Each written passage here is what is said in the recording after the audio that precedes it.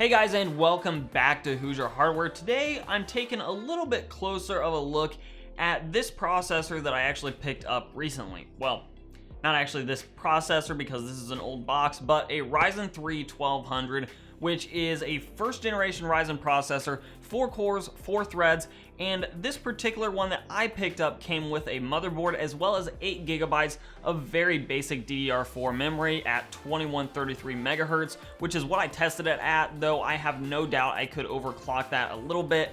It comes at 1.2 volts. I could likely bump that up to that 1.35 and get a little bit more mileage out of that memory. Same thing with the processor itself. It came with the stock Wraith stealth cooler. I could definitely get a little bit more frequency out of that because the motherboard actually looks to be fairly solid, especially if you're overclocking some of these lower end Ryzen chips to begin with.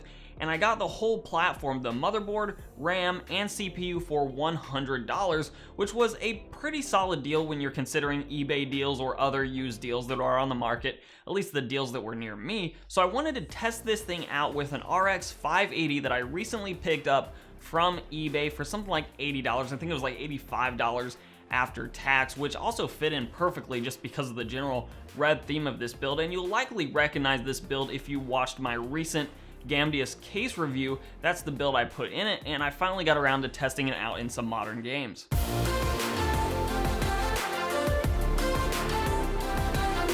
So in addition to benchmarks today, I want to talk a little bit about the used Ryzen parts and why they may soon replace some of these older generation Intel parts as the go-to used CPUs for new builds just out of old parts.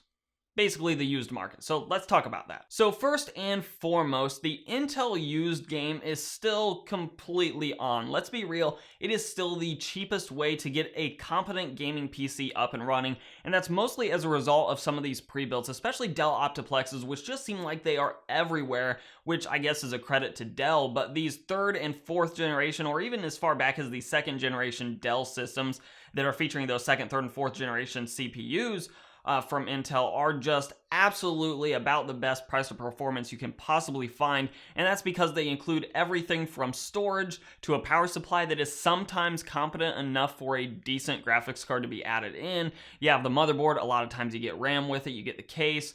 Everything is included, and a lot of times you can get these systems even on eBay for like $100. But when you get much past the $200 price point, that's when the used market starts to get a little bit more interesting, because we were probably not talking about some of those very lower end used systems that are featuring i5 3470s or similar CPUs with maybe 8 gigabytes of RAM as well as maybe a 500 gigabyte hard drive.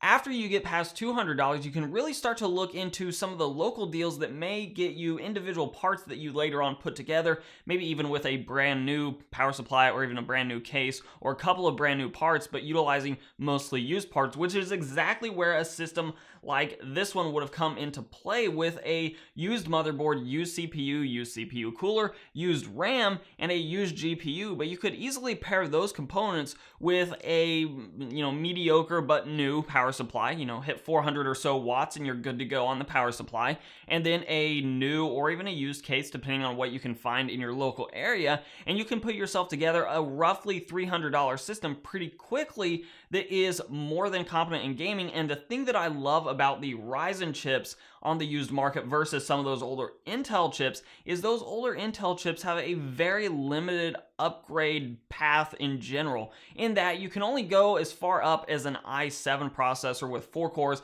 and 8 threads for those mainstream platforms from Intel, whereas with the Ryzen motherboard that came with this CPU, again just $100 for the RAM, motherboard, CPU, and the CPU cooler, you can go clear from a Ryzen 1200 all the way up, if you really wanted to a Ryzen 3900X, though on this motherboard I don't think I'd be recommending going for the 3900X, though you could probably run it at stock clocks and do okay with it. And that there is the number one place that these Ryzen chips are gonna be absolutely gangbusters when it comes to the used price to performance market, you can get yourself set up and running on something lower end like a Ryzen 1200, which, as we'll see in the testing, performs somewhat similarly to that i5 system I recently put together featuring the RX 480 instead of a 580. So we would expect the Ryzen system to be a little bit stronger on the GPU and probably a slight amount stronger on the CPU side of things, but we're basically looking at very similar performance, the big difference being that Ryzen system has a lot of room for upgrade, especially on the CPU side of things,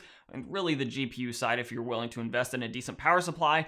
That Intel system is extremely limited on its upgrade path. So with that, let's hop into the benchmarks of the Ryzen system, and then at the end, I'll tie that back into maybe a little bit from the Intel system and see just how those two systems stack up. Keeping in mind, we're talking about apples and oranges here. We have an i5 system featuring a 480, and if you recall, it had a minus 10% on the power target as well, compared to a Ryzen 1200 system with an RX 580. Both of them did have 8 gigabytes of RAM, but again, DDR3, DDR4, they're separate systems, but just for fun, we'll compare those. Let's look at those benchmarks. Starting out with Anno 1800, and this game continues to be a difficult one to benchmark just because how much the frames fluctuate depending on whether you're looking at a small city, a large city, small island, large island, lots of ships, not very many ships, that sort of thing.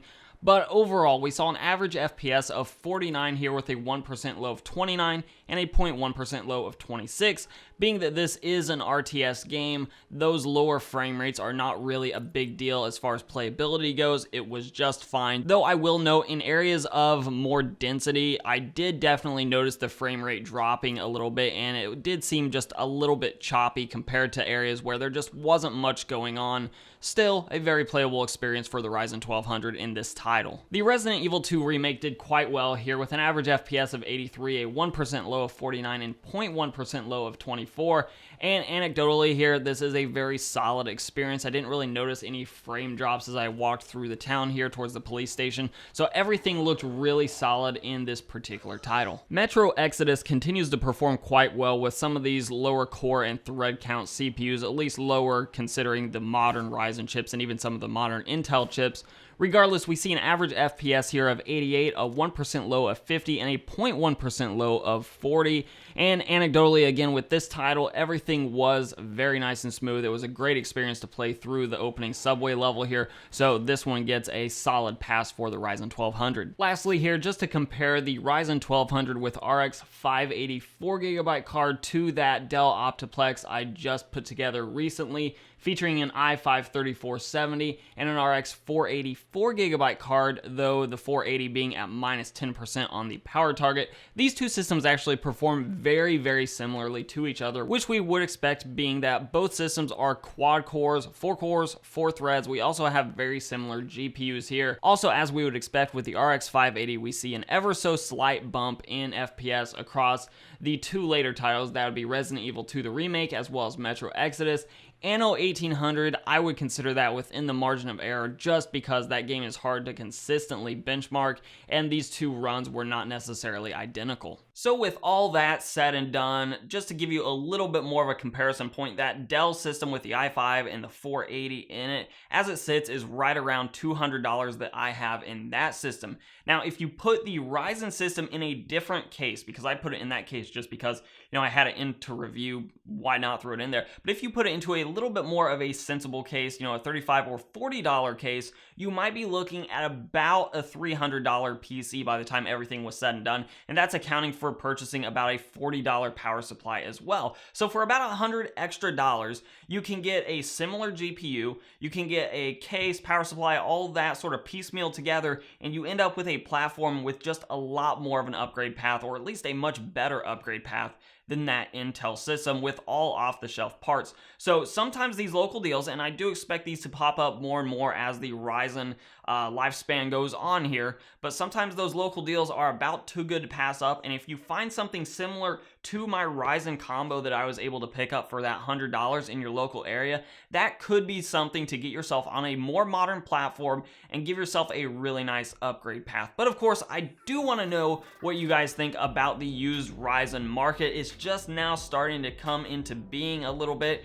Some of those local deals, I've seen more and more Ryzen parts out there, so hopefully we'll see more and more good deals like this one. Of course, let me know your thoughts on your local deals, if you've seen any, if you've put something together using a used Ryzen parts list or something like that. Let me know any of your thoughts on any of this really in those comments down below. And of course, if you like the video and you want to know more, see more, and get more videos like this, give this video a like, share, subscribe, and comment. All those things are very helpful to the channel. You can follow me both on Instagram and on Twitter at Hoosier Hardware. And as always, I'll let YouTube queue up a couple more videos from my channel for you to watch.